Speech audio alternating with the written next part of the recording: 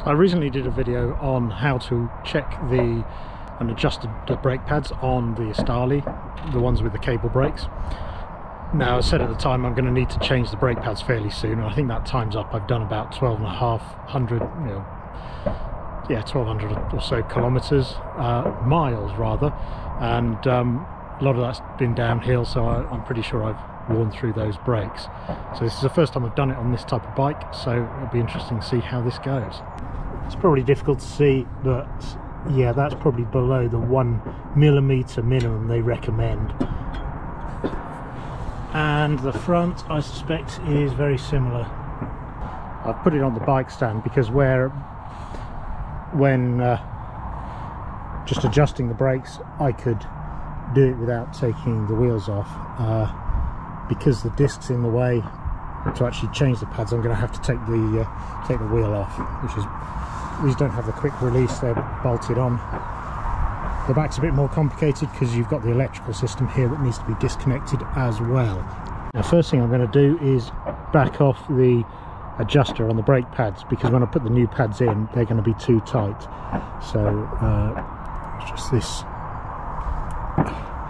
grub screw here, 1mm Allen key to undo the grub screw, and then I think this is a 5 just to back off this. Not too far, that'll do. I'll also loosen these two bolts so this can float slightly, because this isn't self-centering. You have to undo these, as you saw in that adjustment video, because again, that will make it difficult. If it's not floating, it's probably going to make it difficult getting the brake disc back in place once I've got the new pads in.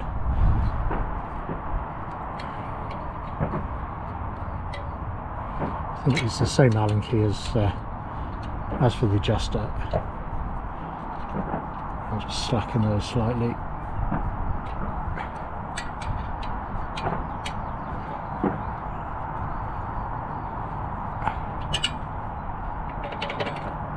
So the bike comes with a 15mm spanner, so that should be enough for this. There we go. And we'll do the same on the other side.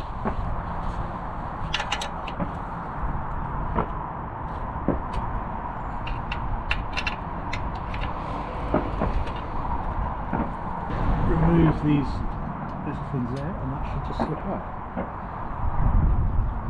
I can see here we've got a pin that runs through here, which we're going to have to bend,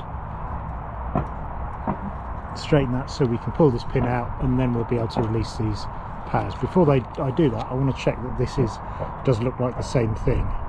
Yeah, so it looks like it's got a hook on one end and an eye on the other, so that matches. So I think we're good to go. Let's see if that's how easy that is to. Should be fairly easy to straighten up.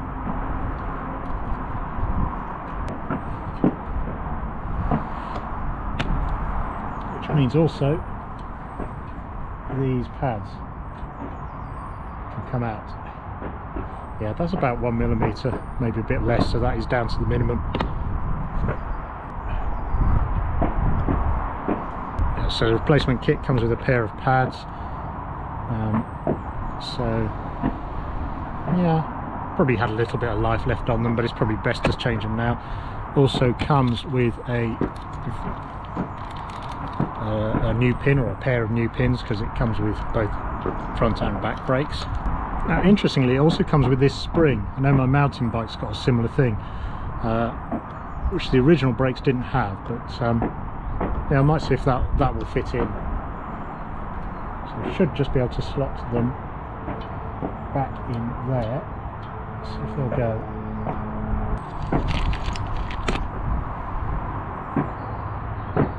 Let's see if that works.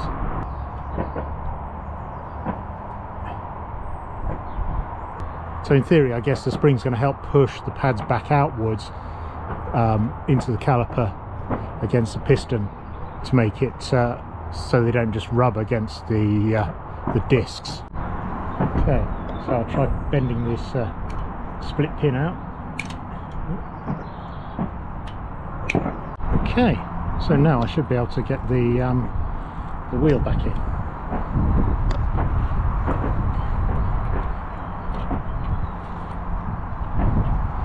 So all these washers and stuff go on the outside.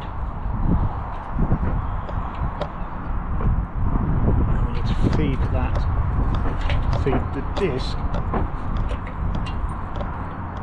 through the pads.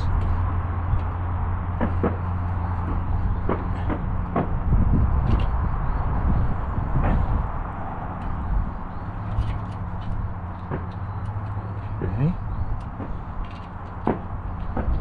Those bits go in that hole there. Just keep that finger tight for now.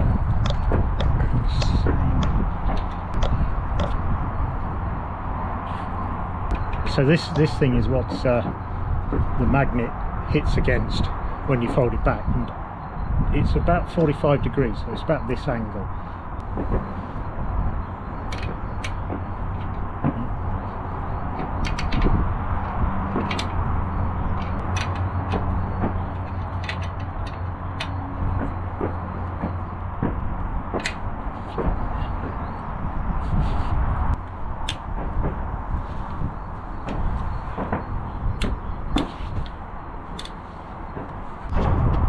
Just need to go up a bit really.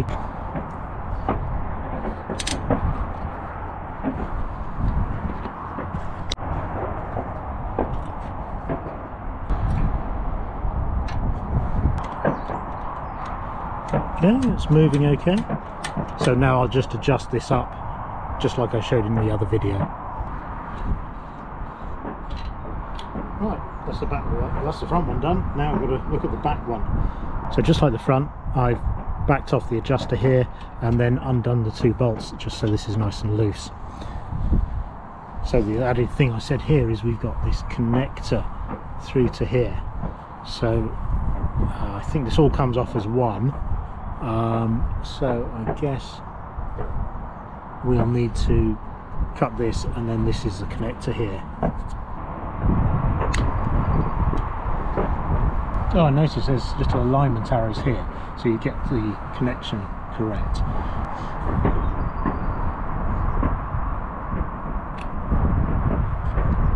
Okay.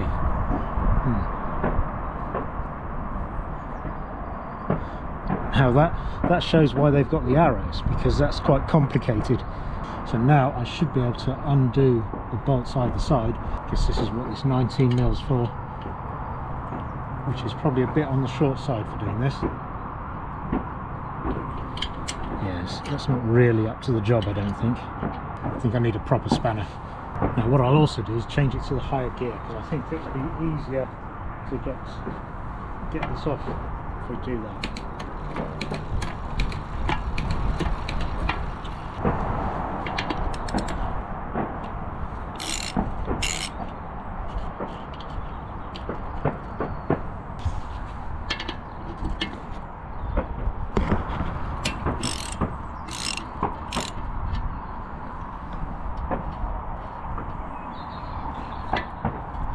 Okay, with those loose, it sort of just drops out. Of course, it's going to catch on the chain, so we've got to be careful there.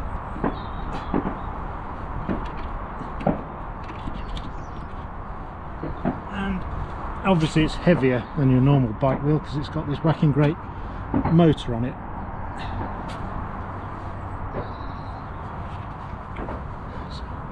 This also shows, as I can tell, the freewheel on this is pretty rusted, so I'm going to need to change this at some point. So changing these pads should be exactly the same now as the front wheel.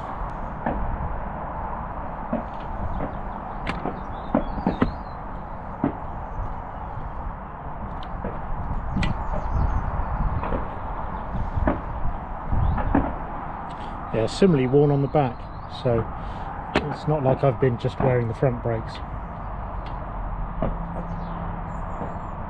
A little bit less wear on that one.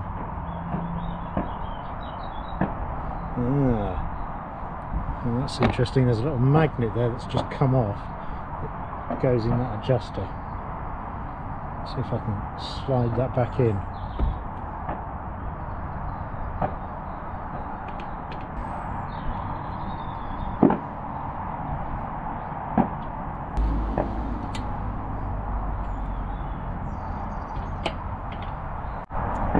This is a bit I always hate about taking the rear wheel off a bike. Got to get it back in the chain. I suppose I could cheat and take the chain off because this is replacement chain, so I've got a quick release on it. But effectively I've got to get the cogs of the cassette in there, because that will then come down and they'll be able to slide up to there, while also getting the disc in there.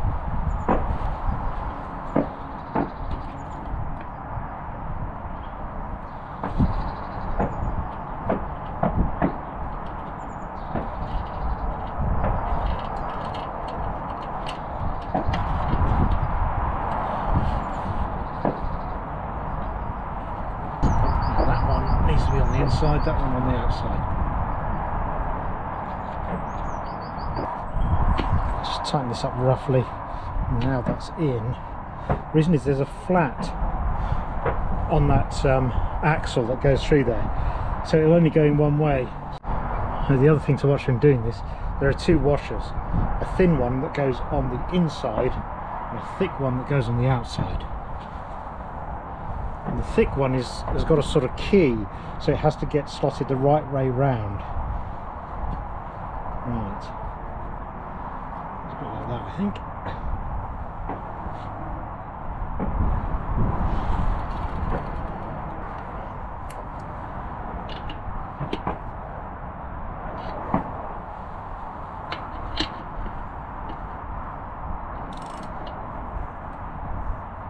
So I'd better check this is still aligned correctly.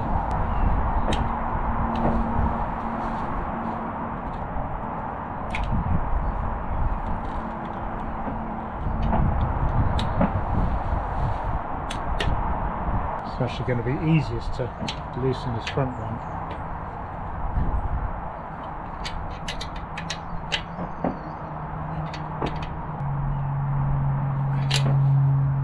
Should do. Tighten up the adjuster on the brakes now. Centralise that.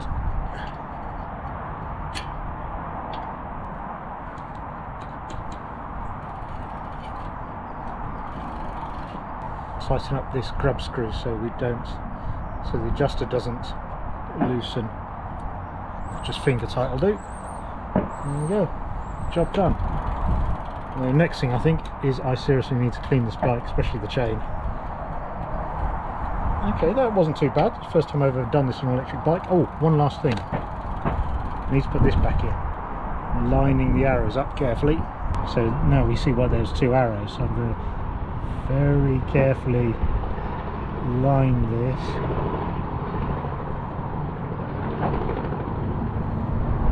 Okay. Before I do anything, what I'll do is turn it on.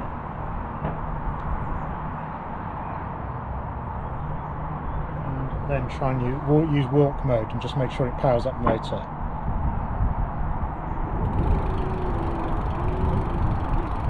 Seems good.